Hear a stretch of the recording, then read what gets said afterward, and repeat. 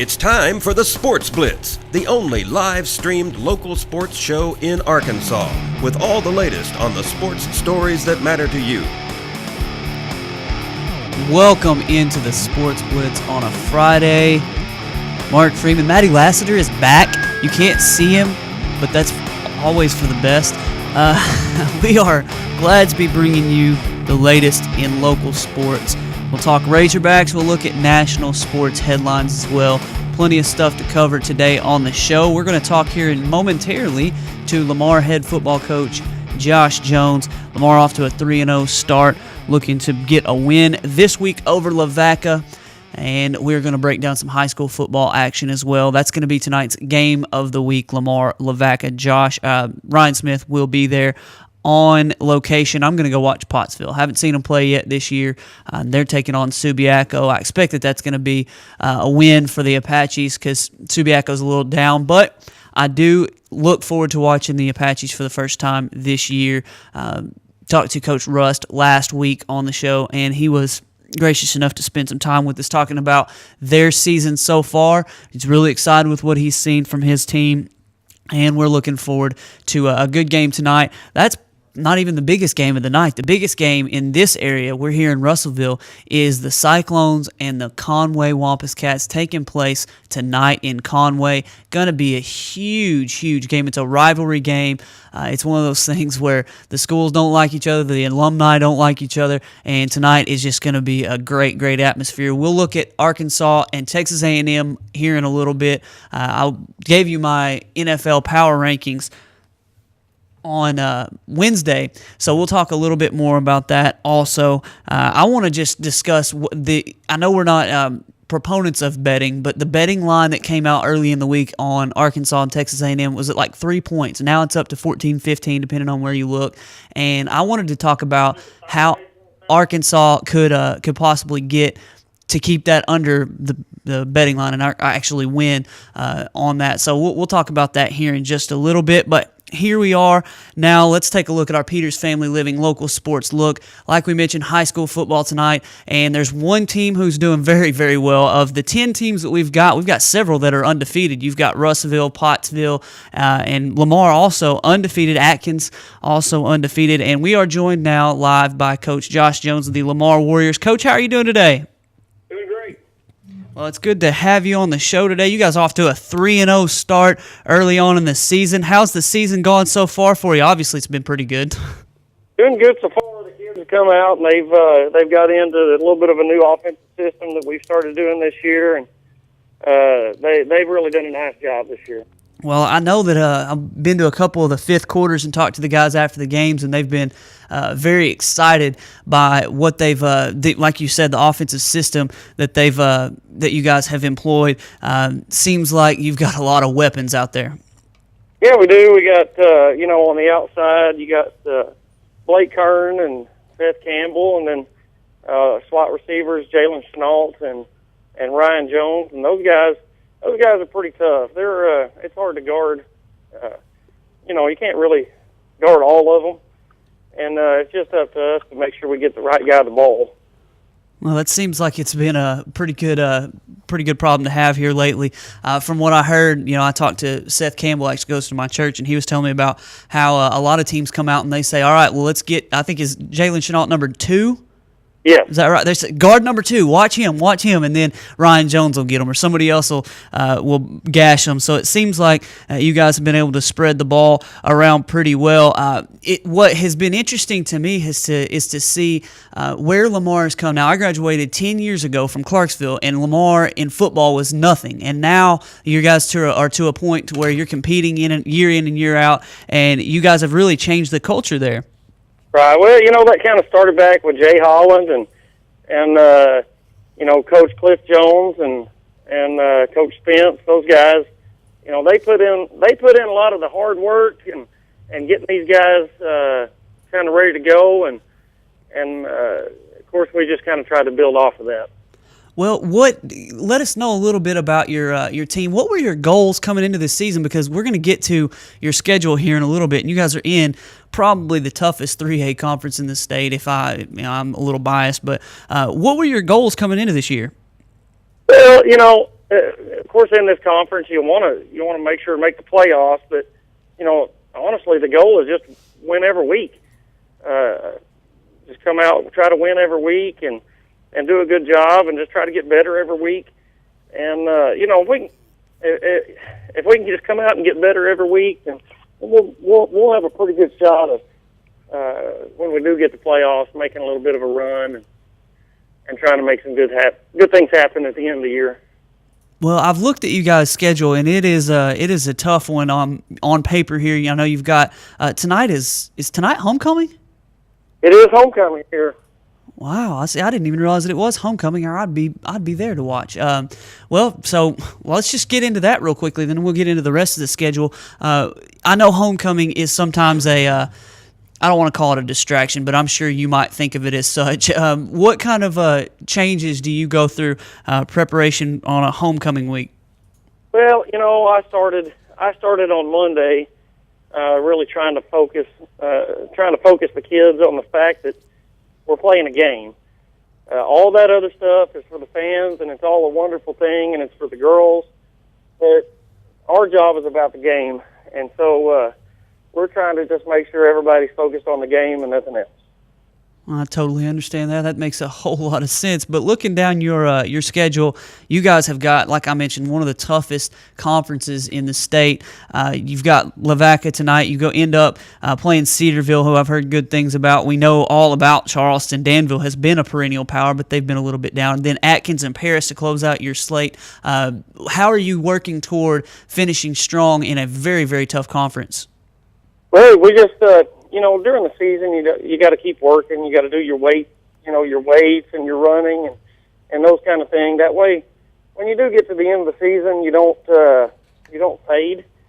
In our conference, it is extremely tough. We have, our conference went 21-3 in non-conference play.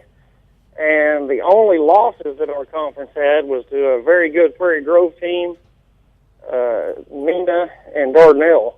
And those teams are all three quality teams. And, besides that, our conference rolled. And so there is not a single, there's not a week off. You got to be up every single week. And, it starts Friday. Man, I guess today. Yeah, it's gonna be a tough slate. Looking at this schedule, Cedarville, Charleston, Danville, Atkins, Paris, right in a row.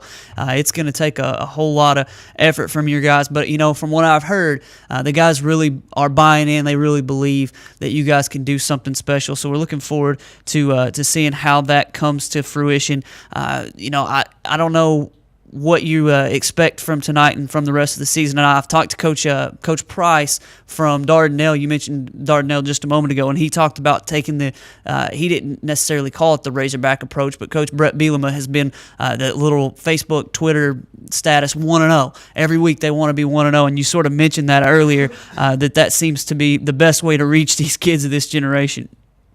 Right, yeah, just they got to be ready to go every week, and you can't be looking down the road because you got. I'm sure the kids have Charleston scheduled on or circled on the schedule, but you got Lavaca that's 2-1, and then you got Mansfield 2-1, and Cedarville is 3-0. So you can't take it easy anytime, and just keep on playing every week.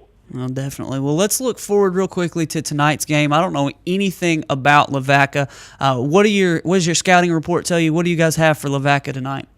Well, Lavaca, they're a run-first kind of team, and, they're going to come out and try to physical you, come out and try to run the ball, and if they're able to do that, they're going to be successful. We've got to really, just bow up and stop them at the line of scrimmage and be physical and play some really good hard-nosed football. Well, I'm looking forward to it tonight, Coach. We appreciate your time. Ryan Smith is going to be there on location. It is our game of the week, and we wish you the best of luck tonight. Oh, thank you very much. Thank you very much. That's Coach Josh Jones of the Lamar Warriors football team. 3-0 on the year, looking to go to 4-0 tonight. It is our River Valley Leader featured game of the week. We mentioned Russellville-Conway. That one's going to be a huge, huge matchup tonight.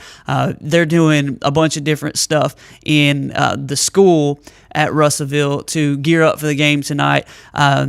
I know that my wife was telling me that former Principal White would come in and he would announce over the intercom sometime after lunch that they were playing Conway tonight and do the little "here kitty kitty" thing. You know, it's just a rivalry thing, and it's a Russellville High School thing. But it was really cool to know that they still get up for that rivalry. It's going to be a fun matchup tonight. And as we mentioned, Pottsville taking on Subiaco Academy tonight. Pottsville, one of only two teams.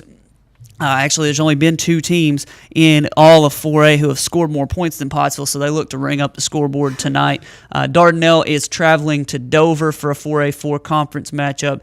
Clarksville is traveling to Alma. Russellville beat Alma last week, so Alma's on a 2-game losing skid. They want to get things right, and Clarksville wants to keep them down this week. Atkins undefeated. They're taking on Cedarville, who is also undefeated. We just talked to Coach Jones about the toughness of that conference. That one's going to be a battle tonight in Atkins. Two Rivers is traveling to Horatio. We mentioned Lamar hosting Lavaca. Danville is at Charleston tonight. They're going to get the Ty Story show. We'll see if the Little Johns can hang there in that one. And then Hector is traveling to Western Yale County. So those are what our local teams are going, where our local teams are going to be tonight. We want you to be involved in the game process tonight, keeping us involved with the scores and keeping us updated. We're going to have our Friday night scoreboard up at facebook.com/RVL News. You'll see where I've posted, post your scores here, and you can comment below. And we really appreciate you guys doing that every week so far. It's been a big success. Thousands of people are able to be at their game and keep up to date with all the other games. I was at Russellville last week, and they were announcing the scores every once in a while, like maybe once or twice during the whole game. They'd announce the scores from the other teams in the area, and it's really cool when you can go to rivervalleyleader.com and you can find out all the scores fairly quickly. I have people texting me scores, and I'm updating them as quick as I can, and those of you that are at games can just comment on there with your smartphone, and we can have, by the time we leave our game, the score to every game in the area, and that's a really, really cool thing. You don't have to wait for the news. You don't have to wait for anything. You can just find out your score to all the games that matter to you before you even leave your game. And finally, in our Peters Family Living local sports look, Arkansas Tech traveling to Louisiana. They're taking on Nicholls State tomorrow in a 6 p.m. kick. So we look forward to Arkansas Tech hopefully getting a win to go to 3-1 in the Raymond Monica era. And today, before the show's over, we're going to be giving away these tickets right here. You can go to facebook.com/RVL News. These are 2 tickets to watch the Pottsville Apaches and Subiaco tonight. Appreciate the Pottsville Athletic Department hooking us up, and we will be giving those tickets away. All you have to do is go to facebook.com/RVL News. You'll see a little status that I posted about Roy's Heating and Air, a couple of our friends there. You can give Shane Butler a call, and he will hook you up. $10 off coupon at roysheatingandair.com as well. But you share that little status update after you've liked the Roy's Heating and Air Facebook page, you're automatically entered to win. We'll draw before noon, and we'll let you know who won. We've got plenty more today on the show, including our CrossFit Russellville poll question. Scale of 1 to 10, how confident are you in a Razorback win?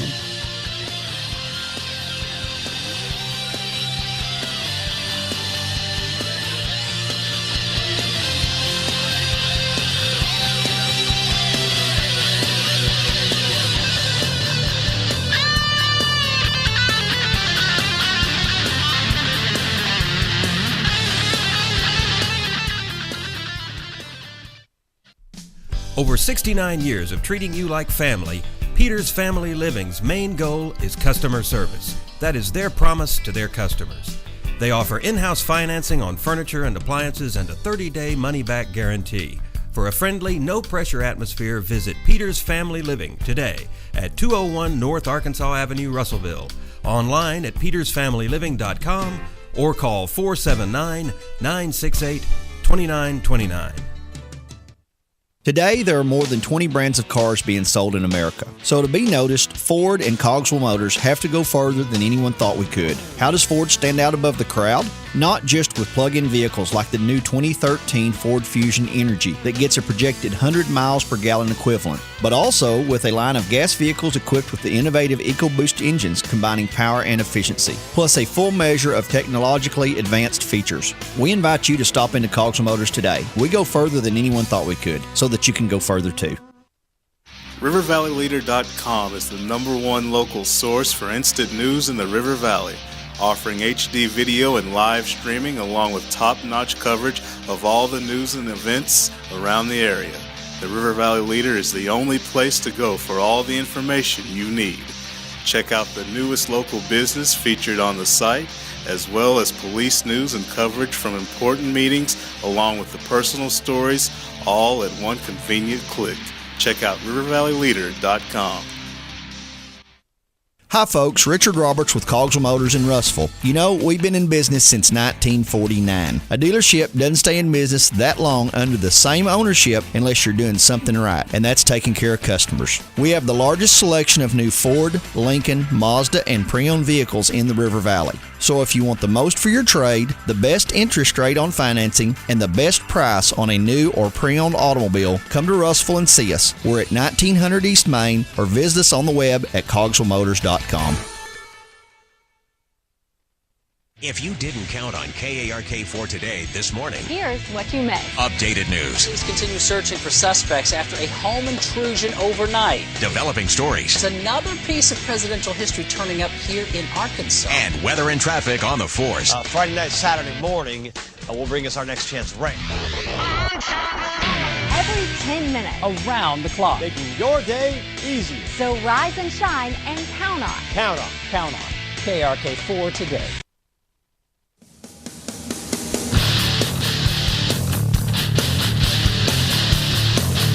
Welcome back to the Sports Blitz on a Friday. We hope you're ready for a good weekend.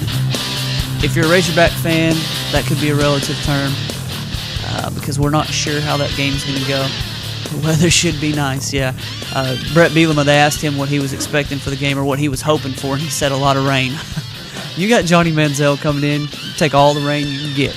I thought it was funny. I was listening to another statewide radio show that I won't mention the name of, and somebody sent in an email and said, I hope it's a muddy track. I hope that the field's all messed up and muddy and nasty and it's rainy and awful, and then the whole Texas A&M offense is going to be ground to a halt. And they were like, well, they play on AstroTurf, so there's no such thing as a muddy track on AstroTurf. It may get wet, but it will not get muddy. We'll have to see if Arkansas can suffer through the great conditions and win despite that. But before we get to that, did you see what happened last night in Yankee Stadium? Mariano Rivera, his final home appearance as a New York Yankee. He is retiring at the end of the year, the greatest closer in the history of baseball. You know, we've talked about this before when we hosted Arkansas Sports Night for Grant Merrill there in Little Rock. Weldon and I talked about it was when Derek Jeter had just, I think he had 3,000 hits or whatever his milestone that he had eclipsed was. Talked about a Yankee Mount Rushmore. If you had to just name the four faces of the Yankee Mount Rushmore, who would they be? And one of them was obviously to a lot of people Derek Jeter. And I talked to my brother-in-law, who is a huge Yankee fan, and he said he might rather have Mariano Rivera than Derek Jeter on that Mount Rushmore. Watching last night, you saw, and it's not with just Yankees fans or even baseball fan. I'm not a baseball fan. I don't like the Yankees. If I was a baseball fan, I would be a Yankee hater. But the respect that everybody has for Mariano Rivera, as he was, I think they brought him in the 8th inning to pitch, and then they took him out in the 9th so that the game wasn't over whenever he came out. And whenever they came out to get him, it wasn't Joe Girardi, give me Vaughn. It was Joe Girardi sending out Andy Pettitte and Derek Jeter, two of the great Yankees of the 90s and 2000s, with Mariano Rivera, led them to, I believe, at least 4 World Series, and just an emotional scene there in Yankee Stadium as you heard the crowd go wild whenever those two guys walked out of the dugout and toward the pitcher's mound. And, Mariano didn't know it was coming, so he's kind of got a smile on his face. And when Pettitte gets there, you'll have to watch the video. He wraps his arms around and gives him a hug, and you can just see Mariano Rivera just melts. And he just starts crying, and then they finally get him off the field. And, he has to do a couple of different curtain calls where he comes out and he waves because they're just chanting his name. He goes out to the pitcher's mound and digs up a little bit of dirt to take with him. His last home appearance at Yankee Stadium, and I thought that was cool. You'll have to watch the video. Go to Twitter, go to Google or YouTube or anywhere, and you can probably find that. But I also thought it was cool that they asked, I guess it was yesterday, they asked, or the day before, Joe Girardi if he would, because it's always been rumored, and I didn't know this, that Mariano Rivera wanted to play center field one time. So they said, would you ever consider putting Rivera in center? If he's going to be retiring in the next 2 weeks anyway, why not let him play center field? And he said, yeah, I'll do it. And so apparently somewhere along the end of this season, I think their last series is against the Astros maybe, whatever the case may be, the last series of the year for the New York Yankees, in the 8th inning, he said he's going to play Mariano Rivera at center field, and then in the 9th inning, he's going to bring him in to close. So it's going to be a real cool thing for Mariano Rivera. And you don't see many players who could do that. I want to play this position, and then I want to pitch, or I want to pitch, and then I want to go play this. That would be, it shows a lot of respect that people have for Rivera. So you have to go Google that. It was really cool. The baseball regular season is coming to a close. We talked about the pennant races that are going on right now, or the division races that are going on right now. You'll have the pennant race and the hunt for the World Series here coming up pretty soon, and we will talk a little more baseball as the playoffs begin, because that's the only time baseball really matters. 162 game season. We don't want to follow every single game. We're not crazy Cardinals fans. Little shot at my friends who watch every single Cardinals game. And our boy Robin at the Russellville Cyclones games, he comes out wearing full pad gear. He wears his, if you've ever been there, he's an awesome guy, wears his jersey, wears his football pants, and he'll come up to you. And he didn't know me from Adam a couple years ago when I got there, and he says, we're up 5-4 in the 7th. And I'm like, what are you talking about? It's the Cardinals. He's always talking about the Cardinals. Now that he knows me a little bit, he's just like, we're doing pretty well. We can clinch the division if we do this. So this, we're gonna make the playoffs. It's right now. It's 3-3 in the 7th, but we can win this game, and then we got to go to Pittsburgh. And just talking about, well, either way, he's gonna be happy, and he watches all the Cardinals games and pays attention to them. So looks like the Cardinals are gonna make the playoffs, and things are gonna go from there for baseball fans. So we'll talk a little bit more baseball when that time comes. I gave you on Wednesday my NFL power rankings. I had Denver 1, Seattle 2, Chicago 3, New England 4, and New Orleans 5. Last night we got to watch San Francisco and not Seattle. I almost say that every single time. San Francisco and St. Louis, the Rams and the 49ers, play on Thursday Night Football. And as much as I enjoy having football on Thursday nights and something else to watch, it's brutal. Those games are never good. Monday Night Football is always good because they've got a little bit more time to prepare. But on Thursday Night Football, when they've only had 3 days to prepare, the games are always just terrible. So last night you watch, and St. Louis, they can't stop the run, and it's just completely horrible. The 2 best games of DeMarco Murray's career have come for the Dallas Cowboys, have come against the St. Louis Rams. And last night, Frank Gore goes nuts against them. Colin Kaepernick comes back around.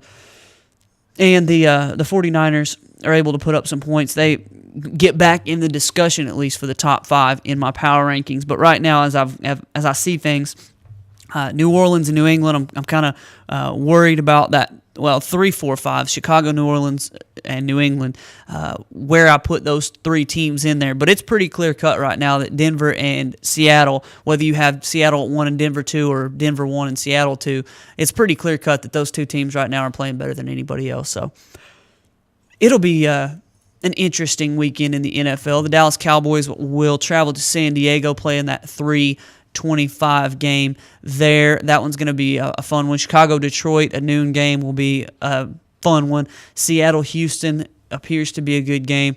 The Broncos have Philadelphia hosting them there. Man, the Broncos start of the season, they're at home a lot. And then you've got Atlanta, New England on Sunday Night Football from Atlanta, and then New Orleans, Miami from the Dome on Monday Night Football. So you've got a pretty decent week of NFL football coming up this week. I'm hoping that, let me see, who's Washington play? They may even have a bye this week. I think they do. New York is playing the Kansas City Chiefs, the New York Giants, so they could lose again. The Eagles I expect to lose to Denver. And Washington's playing Oakland, so Washington could make up a game if Dallas isn't able to win. But if Dallas is able to win, it looks like the third week in a row they can have a game up, another game up on Philadelphia and on the New York Giants if things go according to, I say plan. You could have looked early in the year, and I would have never picked Kansas City to beat the New York Giants. But as of now, the Kansas City Chiefs are 3-0 and the Giants are 0-3, so we'll see how that actually does turn out. I expect that the Giants are going to turn things around in the next few weeks, but you never know. They may quit on their team. Did you see that Josh Freeman got benched by the Tampa Bay Bucks? It's sort of a last-ditch effort by Greg Schiano to save his job. He's going to put in Mike Glennon, their NC State draft pick. I don't think he's any good.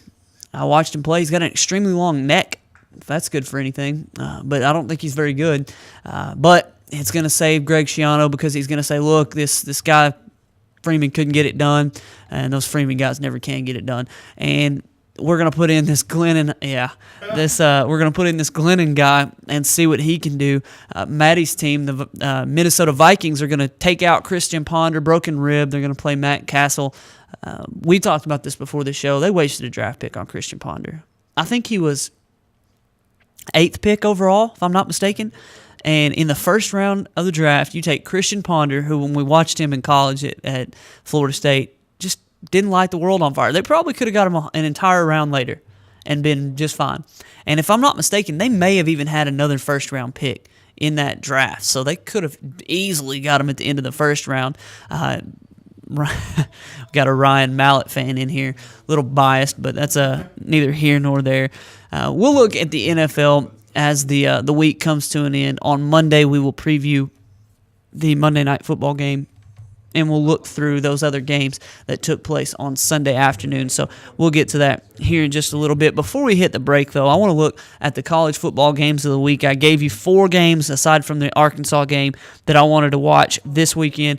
OU Notre Dame, Oklahoma, that's going to be a good one. I think Oklahoma will probably get that win. I'm not a big Notre Dame fan this year, although they are at home, so they probably should be favored. Ole Miss, Alabama, we'll get to that one in a minute. Wisconsin, Ohio State. You've got Braxton Miller expected to come back. Wisconsin, with the tough running game, they expect to keep the ball away from Wisconsin a little bit. Maybe that'll be a low-scoring affair, and Wisconsin can stay in the game. I think Ohio State has too many horses for them to deal with, so I expect that the Buckeyes will get the win there. But Mississippi, Alabama. A lot of people are talking about this game because Alabama hasn't particularly looked good against this style of offense. Johnny Manziel, though, he does it to everybody. And Ole Miss employs that Hugh Freeze fast, up-tempo offense, and all those freshmen who are very good. You've got Kim Dichie, you've got Laquan Treadwell, you've got defensive backs, you've got offensive linemen, you've got all these guys from Ole Miss who they're going to get their first real big test. Now, they beat Texas a couple weeks ago, but Texas and Alabama right now are two completely different animals. So the Ole Miss Rebels, I expect for Alabama to give them a little dose of reality on Saturday, but this one could end up being closer than the experts may actually think. And then LSU, Georgia. I want to spend just a minute of time on that one here in just a moment, but we've got to hit a break real quickly. But that LSU, Georgia game is very interesting to me. I told you on Wednesday that I expect LSU to win the game, but looking at the different dynamics of this game, there are some reasons that I think this could be one of the best games of the entire season. LSU hasn't really had that much of a defensive test so far this year, and who knows if Georgia's going to give them one, but it is an SEC game. It is between the hedges, and we'll talk more about it here in just a moment.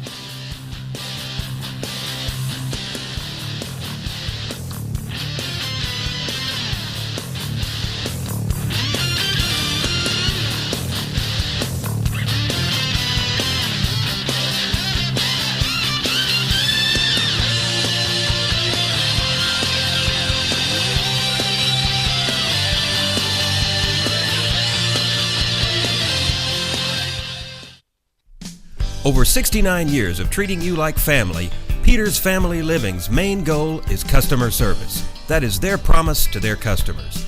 They offer in-house financing on furniture and appliances and a 30-day money-back guarantee. For a friendly, no-pressure atmosphere, visit Peters Family Living today at 201 North Arkansas Avenue, Russellville. Online at petersfamilyliving.com or call 479-968-2929. Today, there are more than 20 brands of cars being sold in America. So to be noticed, Ford and Cogswell Motors have to go further than anyone thought we could. How does Ford stand out above the crowd? Not just with plug-in vehicles like the new 2013 Ford Fusion Energy that gets a projected 100 miles per gallon equivalent, but also with a line of gas vehicles equipped with the innovative EcoBoost engines combining power and efficiency, plus a full measure of technologically advanced features. We invite you to stop into Cogswell Motors today. We go further than anyone thought we could, so that you can go further too. RiverValleyLeader.com is the #1 local source for instant news in the River Valley, offering HD video and live streaming along with top-notch coverage of all the news and events around the area. The River Valley Leader is the only place to go for all the information you need. Check out the newest local business featured on the site, as well as police news and coverage from important meetings, along with the personal stories, all at one convenient click. Check out RiverValleyLeader.com.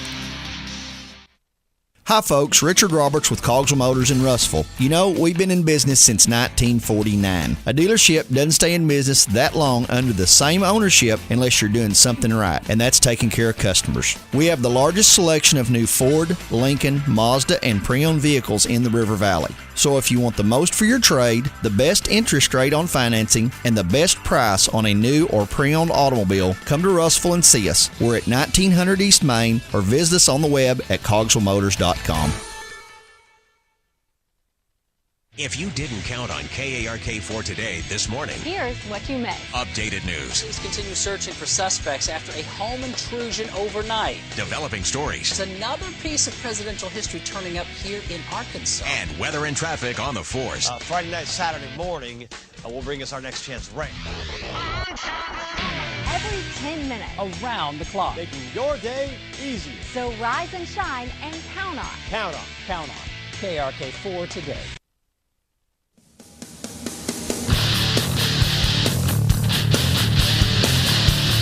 We'll get to the Arkansas Texas A&M preview here in just a moment. There may not be a whole lot to talk about, I'll be honest with you. I hope that Arkansas is able to keep this as a close game, but there's only one real way that I think that happens, and I'll talk about that here in just a little bit. The big game of the week, LSU, number 6 in the country, traveling to Georgia, going to Athens between the hedges, number 6 LSU versus number 9 Georgia on Saturday. I'm looking forward to that game because it's that SEC battle that seems to happen every week, but that I really look forward to because I don't really like the other conferences. Georgia or Oregon, Stanford doesn't really stir my drink, so to speak. It doesn't make me all that excited to watch, and Oklahoma, Texas is probably the closest thing to it for the past several years. Now this year it won't matter at all, but this type of game, the smash mouth, knockdown, drag out type game, that's the one that I really enjoy watching. And knowing that LSU is going to come in there and try to be the bully on the block, and knowing that Georgia has Todd Gurley, probably one of the best running backs in the country, and knowing that Aaron Murray has been there, I almost called him Aaron Rodgers. Aaron Murray has been there for 100 years, going to be the all-time leading passer in SEC history by the time he's done. They've got the weapons to put some points on the board against LSU. Retooled defense hasn't really been tested that much, but last week you saw Auburn sort of come together at the end of the game and put some points on the board, although it seemed to be sort of garbage time.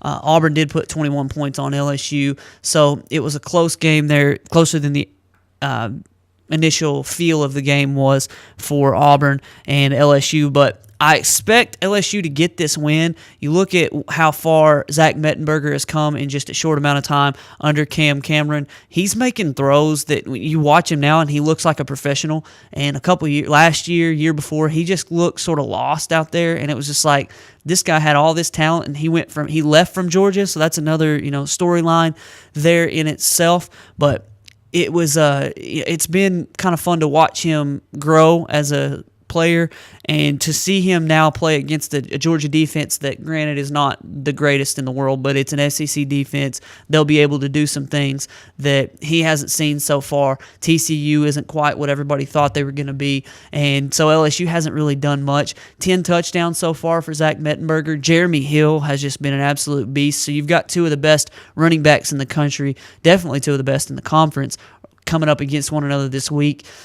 It's going to be a battle of wills, and that's the kind of game that I like to see in the SEC, because even if both teams like to run the ball, you've got two quarterbacks who are going to be professionals, so you're going to see some fireworks in this game. So I'm really looking forward to seeing how this all goes, how this all comes about. South Carolina couldn't beat Georgia a couple weeks ago, and now LSU finishes out the gauntlet for Georgia.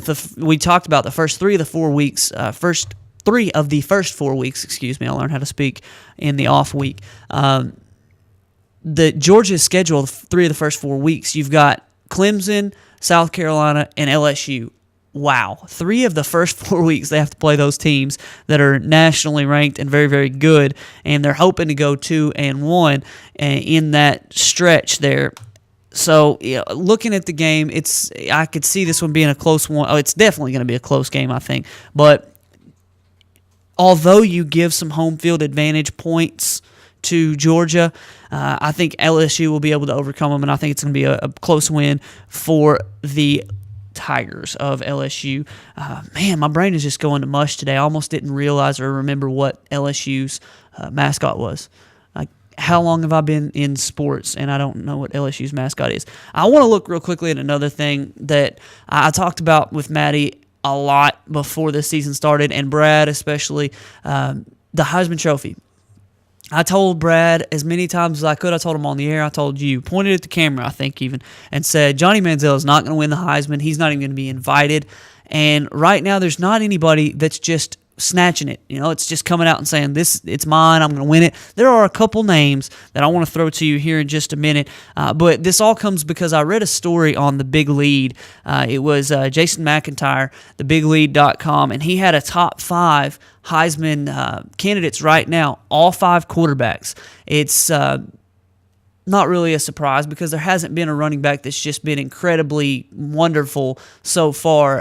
Now, Todd Gurley has been really good, but he was sort of dinged up a little bit. Jeremy Hill set out an entire game, or else he'd be in there in the conversation for LSU. But right now, his top 5 is Mariota from Oregon, Manziel, Teddy Bridgewater from Louisville, Jameis Winston from Florida State, and Taj Boyd from Clemson. A couple of those. Now, I had Braxton Miller winning the Heisman. He's the number 1. I had Braxton Miller winning the Heisman. He's missed 2+ games. He's not going to win the Heisman. But Marcus Mariota, it's very interesting to me to see him on this list because he's going to put up huge numbers. All it's going to take from him is 1, maybe 2 games this year because they play Stanford. They may have to play another conference championship game there in the Pac-12, and he'll have to show up twice all season. And that's why I sort of hate giving the Heisman to anybody who doesn't play anybody, but Oregon can't necessarily help that right now, or Mariota can't help that at least. But I think the numbers that he's going to put up, it's going to be interesting whether or not he can unseat Johnny Manziel. See, I think, and this is the reason I said Johnny Manziel is not even going to be invited, let alone win.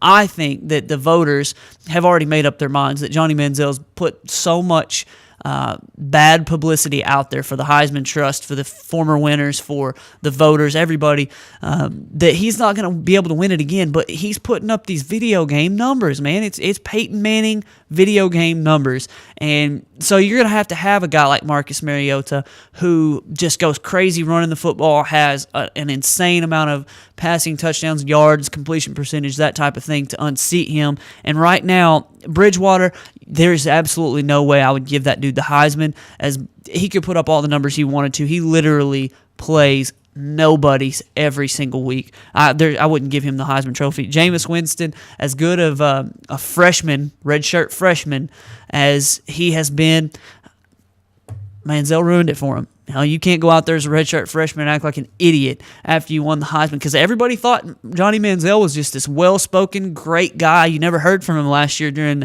if you looked at the press conferences before and after the games, he wasn't allowed to speak to the media.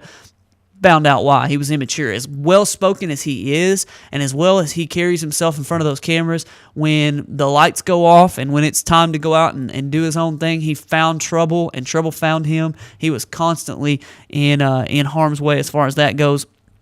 He's sort of ruined it for Jameis Winston. Maybe Taj Boyd can come back. He's been dinged up a little bit too. Maybe he can come back and put up some big numbers in the ACC slate. And I predicted him and Clemson to win the ACC. Brad had Florida State, so that may have something to do with this. But I look at Marcus Mariota as now the Heisman frontrunner and the guy who I believe is best suited to unseat Johnny Manziel as the Heisman Trophy winner, simply because now there's no question in my mind that Johnny Manziel is the best college football player right now. And you can discuss and debate whether or not it's fair that you don't give the Heisman Trophy to the best player in college football.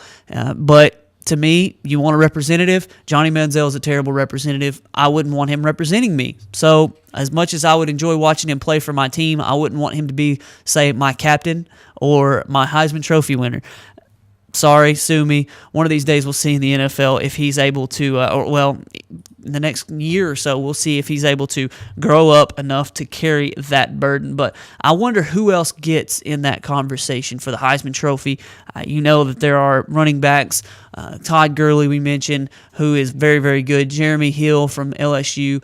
There are some guys who may try to get into this conversation with a tough second half of the season and possibly can work their way into the Heisman conversation. But it's kind of funny right now that all five guys on the list are quarterbacks. So that's just sort of the way of the world right now, the way the offense works. It's funny how Jadeveon Clowney went from being a Heisman frontrunner to not even mentioned because teams have sort of game planned against him, and he doesn't really have much of an impact in the game anymore.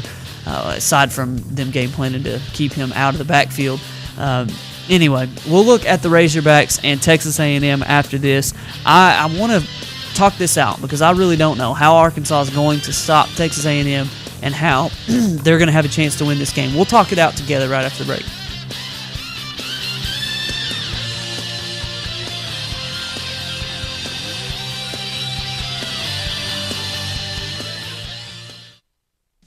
Over 69 years of treating you like family, Peters Family Living's main goal is customer service. That is their promise to their customers. They offer in-house financing on furniture and appliances and a 30-day money-back guarantee. For a friendly, no-pressure atmosphere, visit Peters Family Living today at 201 North Arkansas Avenue, Russellville. Online at petersfamilyliving.com or call 479-968-2929. Today, there are more than 20 brands of cars being sold in America. So to be noticed, Ford and Cogswell Motors have to go further than anyone thought we could. How does Ford stand out above the crowd? Not just with plug-in vehicles like the new 2013 Ford Fusion Energy that gets a projected 100 miles per gallon equivalent, but also with a line of gas vehicles equipped with the innovative EcoBoost engines combining power and efficiency, plus a full measure of technologically advanced features. We invite you to stop into Cogswell Motors today. We go further than anyone thought we could, so that you can go further too. RiverValleyLeader.com is the #1 local source for instant news in the River Valley, offering HD video and live streaming along with top-notch coverage of all the news and events around the area. The River Valley Leader is the only place to go for all the information you need. Check out the newest local business featured on the site, as well as police news and coverage from important meetings, along with the personal stories, all at one convenient click. Check out RiverValleyLeader.com. Hi folks, Richard Roberts with Cogswell Motors in Russellville. You know, we've been in business since 1949. A dealership doesn't stay in business that long under the same ownership unless you're doing something right, and that's taking care of customers. We have the largest selection of new Ford, Lincoln, Mazda, and pre-owned vehicles in the River Valley. So if you want the most for your trade, the best interest rate on financing, and the best price on a new or pre-owned automobile, come to Russellville and see us. We're at 1900 East Main, or visit us on the web at cogswellmotors.com. If you didn't count on KARK4 today this morning, Here's what you missed. updated news, Police continue searching for suspects after a home intrusion overnight. developing stories, There's another piece of presidential history turning up here in Arkansas. and weather and traffic on the force. Friday night, Saturday morning will bring us our next chance of rain. Every 10 minutes. Around the clock. Making your day easier. So rise and shine and count on. Count on. Count on KRK4 today.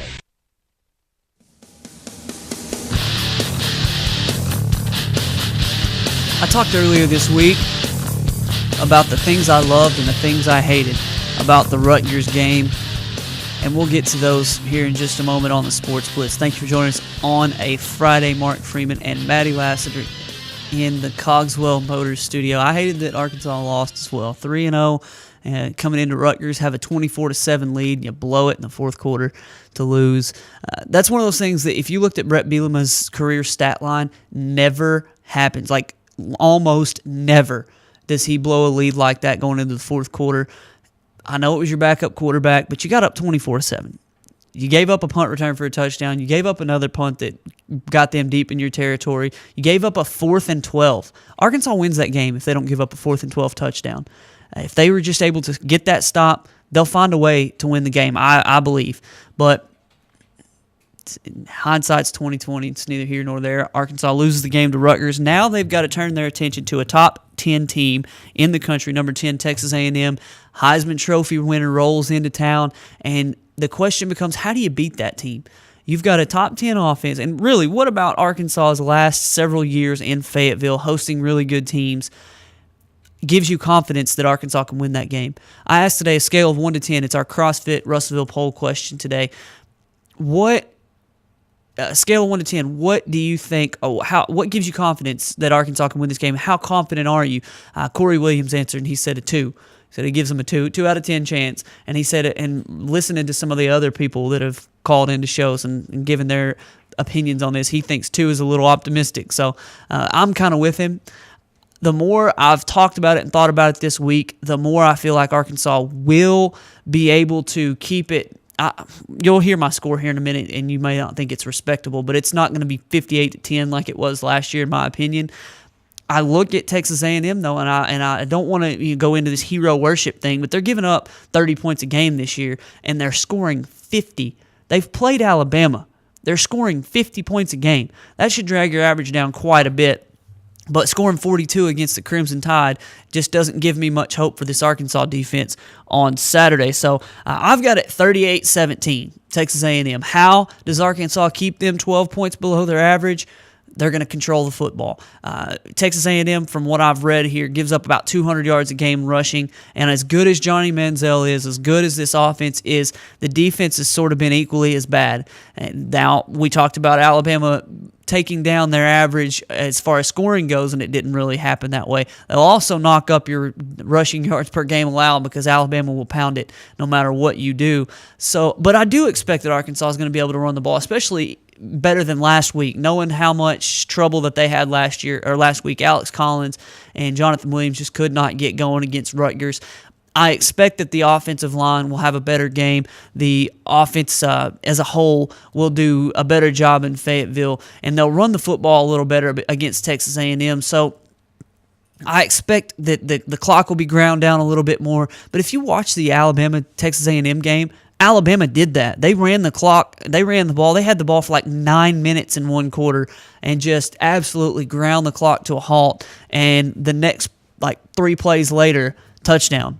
Texas A&M does not play around. They score quick, fast, and in a hurry. So the best possible way to defend Johnny Manziel is to keep his butt on the pine. That's the only chance that you have. I do like that Trey Flowers and Chris Smith are the two best defensive ends outside of Jadeveon Clowney in this conference, and they're great pass rushers. But the thing with those guys is they're really good at going after that target in the pocket. There's no target with Johnny Man. He's everywhere. So you're going to have to tackle a jackrabbit who can outrun you and, who will make some stupid, crazy play. And do you really have confidence in the Arkansas secondary that if he were able to get loose after being chased for 5 seconds and your cornerbacks have had to cover that long and he just throws one up to Mike Evans, that anybody on the Arkansas defensive backfield is going to be able to stop that? I don't. I'm trying to be as positive as I possibly can, saying Arkansas is going to run the ball and they're going to do a good job on that side of the ball as relatively speaking as well as they can with a backup quarterback. But I just don't have a whole lot of confidence that you're going to be able to stop Johnny Manziel. And so, 38 points, keeping A&M 12 points, nearly 2 touchdowns below their average. To me, that can be considered a sort of win in the fact that last year they set an SEC single game record for total yards, over 700 yards against Arkansas. So Arkansas is going to be able to perform better on the defensive side of the ball than last year. They're at least disciplined and coached. They actually have coaches this year. So I know that's been a big change since Smile. Speaking of Smile, that happened after the Rutgers game last year, by the way. Yeah, at least we didn't have to deal with that this year. But coming back to this Texas A&M game, they're passing for 391 yards a game. They played Alabama. They're rushing for 211 yards a game. They're going to be able to do what they want to do offensively against you. How do you beat them? Like literally on the field, beat them. You outscore them. Teams had trouble doing it last year. Alabama couldn't do it. They got smoked down 20-0 before they even knew what happened. Came back. Final score, I think, was 29-24 final score. But Alabama just wasn't able to get over the hump. Arkansas, in that same vein, is going to have to figure out a way to stop the best player in college football, impose their will running the football, which I believe they, to an extent, can do. I think Alex Collins will have a good game. Jonathan Williams, I don't know if this is his type of game. He may be the hammer, and he may be the thunder to Alex Collins' lightning in this game, because I do believe that Alex Collins is going to have a 100-yard game. But Jonathan Williams, I think he needs to have a bunch of carries to just pound on that A&M defense. Kiero Small, you're going to have to use him. But where my real, I don't want to call it, it's just I don't have a good feeling about A.J. Derby. I've talked all week about it, and I really do not like bashing on players, so I want to avoid that. But you can't really throw the ball. The only thing that you're going to be able to do is little short swings, and we found a couple passes last week that he was able to make fairly consistently. Texas A&M will see that, and they'll keep you from being able to throw that flag route or that corner to a tight end, or maybe they'll take away Javonte Herndon. I look for Keon Hatcher to have another decent game, but it seemed like Arkansas tried to do a whole lot of east-west stuff, and when you're playing against the Texas A&M team who's going to have athletes at every defensive position and they can all run, you're going to have to go north and south, because you're not going to be able to outrun them just going east and west, and that's not really the Brett Bielema style anyway. So I see Keon Hatcher as being a key cog in the offense. You're getting some guys back. You're getting Austin Tate second week back. You're getting DeArthur Cowan back at wide receiver. Keon Hatcher playing pretty well. Julian Horton, Javonte Herndon, they've played pretty well. I just worry about whether or not the quarterback can get it to him this week. Maybe his nerves will calm down a little bit, and A.J. Derby, instead of throwing it 10 yards over their head on a 10-yard curl route, he'll hit them, and then it'll keep the chains moving. And if he gets in a rhythm, things can be all right. I worry about, if he's that nervous to start the game, and really it seemed like to start each half and to start even each possession, he had some overthrows and things like that. I wonder about when you're down in a big game against a top 10 team in the country, how well he'll handle that pressure. But if he is, now it's a big if, able to handle those things and get Arkansas moving, the running game can keep the A&M defense off balance, and the passing game can just give them enough balance to move the chains here and there. I like Brett Bielema opening up the playbook a little bit. I'd love to see some more trickery. Last week with the fake punt pass was really cool, and the halfback pass, which you saw Darren McFadden do the same thing on Monday Night Football. They picked it up from I guess it was Jonathan Williams who threw the touchdown pass to Hunter Henry. I think that Arkansas can do some things to really confuse Texas A&M and put some points on the board. We're not talking about an all-world defense here in Texas A&M, but we are talking about an all-world offense. So I have my reservations, as nice as I can be. I have my reservations about Arkansas. And then the conversation turns to, well, what happens if this game does get out of hand? Last year it got out of hand, and things were sort of already spiraling out of control for the Razorbacks last year. They lost to Rutgers. They lost to Alabama 52-0. They lost to Louisiana Monroe. They lose that game to Texas A&M, and it was pretty much over from there.